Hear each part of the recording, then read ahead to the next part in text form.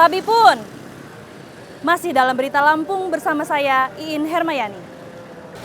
Sejumlah berita aktual dan beberapa informasi menarik lainnya telah kami siapkan untuk Anda. Berikut berita utama hari ini.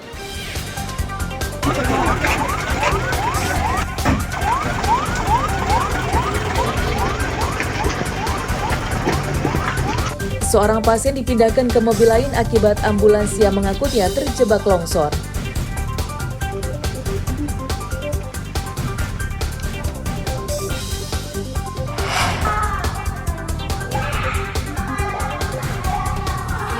Seorang pria mencabuli putri tirinya hingga melahirkan.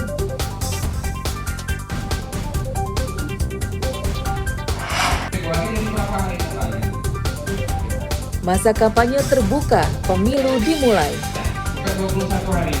8, 9, 10 itu kampanye rapat umum dilakukan di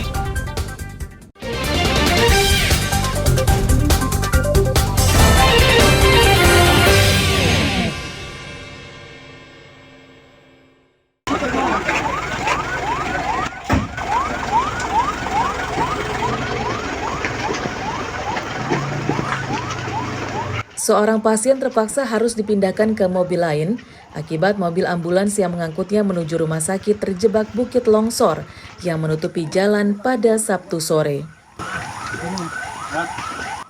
Evakuasi pasien berlangsung dramatis saat warga dan petugas medis menggotongnya melewati material longsor yang licin.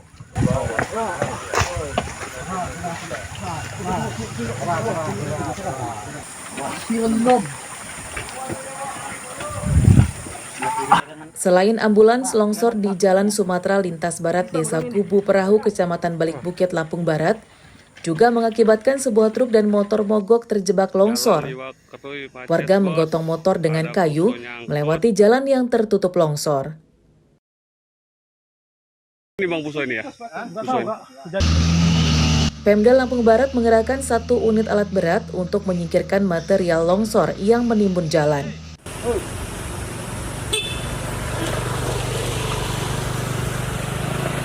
Kemacetan total, sehingga dari Satgas Bencana Alam Polres Lampung Barat bekerjasama dengan PUPR Polres Lampung Barat, Disub, Pol PP, BNPB melaksanakan kegiatan bekerjasama untuk membantu kemacetan, sehingga alhamdulillah dari tadi malam sudah lancar, sudah berjalan kembali dan sistem buka tutup satu arah.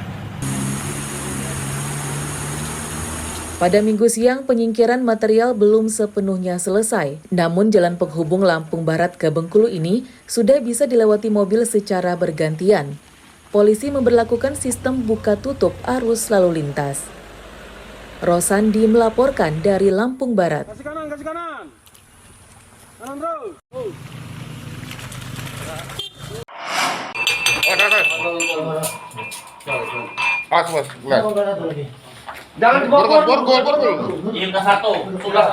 Misteri temuan mayat janda di irigasi Desa Labuhan Ratu 1 Wai Jepara, Lampung Timur terungkap. Korban Sri Wahyuni rupanya tewas dibunuh oleh 4 pria. 1 pelaku ditangkap di Lampung Timur, 2 di Bekasi, Jawa Barat, dan 1 lagi masih buron.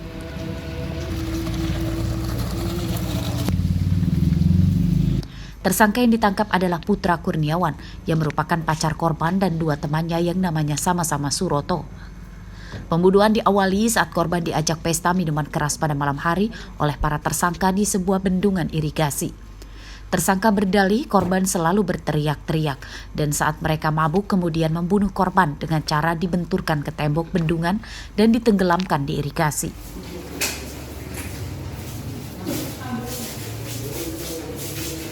Jebol sendiri itu, bukan dibukul benar. bukan.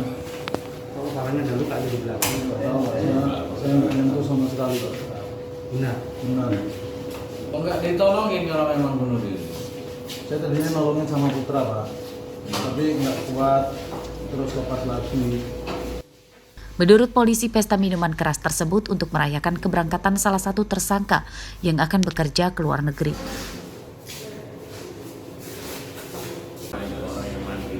Informasi awalnya salah satu dari pelaku tersebut sudah siap akan pergi ke luar negeri karena diduga sudah memiliki paspor.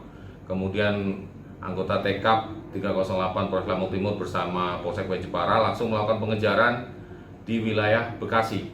Dan saat itu berhasil diamankan 2 orang pelaku berinisial SRT dan SRP.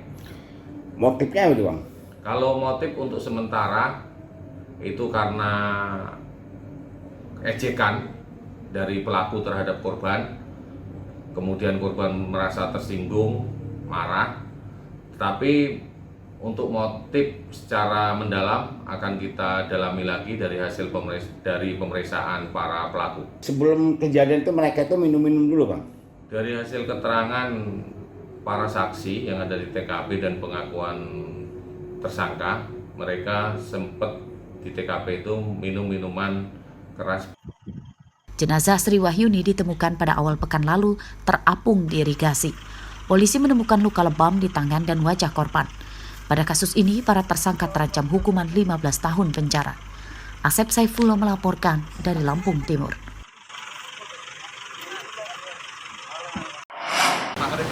Maghrib.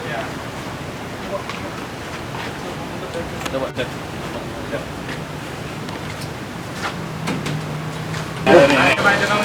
Ada. Nah, ini apa nih?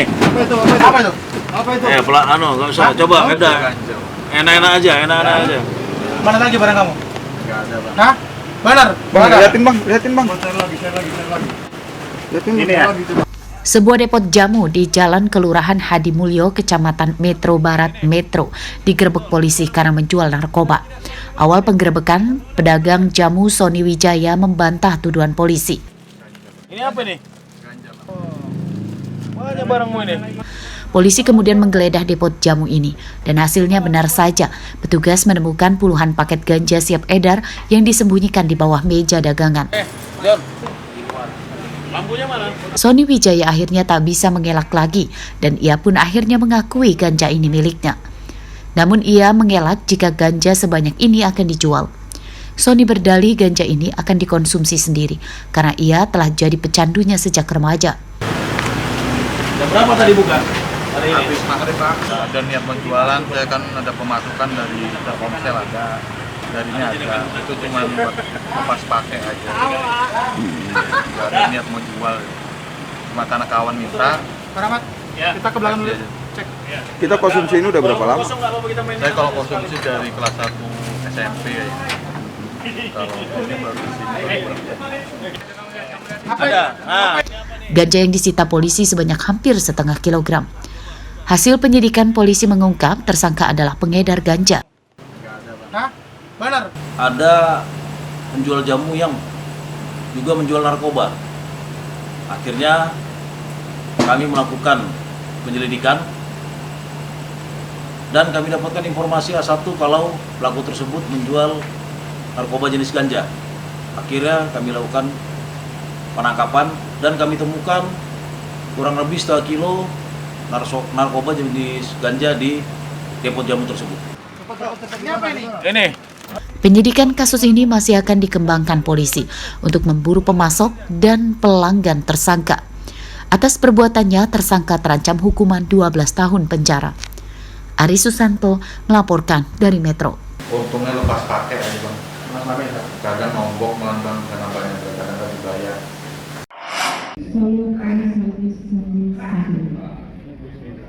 Dua pembobol tabungan bank asal Kecamatan Katibung, Lampung Selatan ditangkap polisi Sabtu siang. Keduanya adalah pasangan suami istri bernama Rizky Kurniawan alias Dolai dan Dian Nuraini. Dalam pemeriksaan polisi mengungkap total korban 7 orang dengan kerugian hampir 200-an juta rupiah. Peran tersangka Rizky mengganjal lubang kartu dan menukar kartu ATM korban dengan miliknya saat berpura-pura membantu korban yang sedang mengalami kendala menarik uang di mesin ATM. Sementara peran istrinya mengintip dan menghafalkan PIN korban.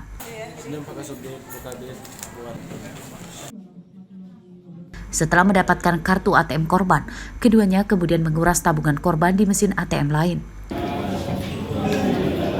Ada 7 TKP ya, di wilayah Lampung. Kalau RK ini dia yang mengganjal kepada ATM memakai tusuk gigi, kemudian juga menawarkan jasa apabila ada kesalahan di dalam ATM itu. Salah satu korban merupakan pensiunan guru di Waihalim, Bandar Lampung. Ia jadi korban kejahatan tersangka pada akhir Desember 2023 saat akan mengambil uang di gerai ATM di salah satu SPBU di dekat rumahnya. Pada kasus ini, motor dan barang-barang berharga milik tersangka yang dibeli dari hasil kejahatannya telah disita polisi sebagai barang bukti. Robi Laste melaporkan dari Lampung Selatan.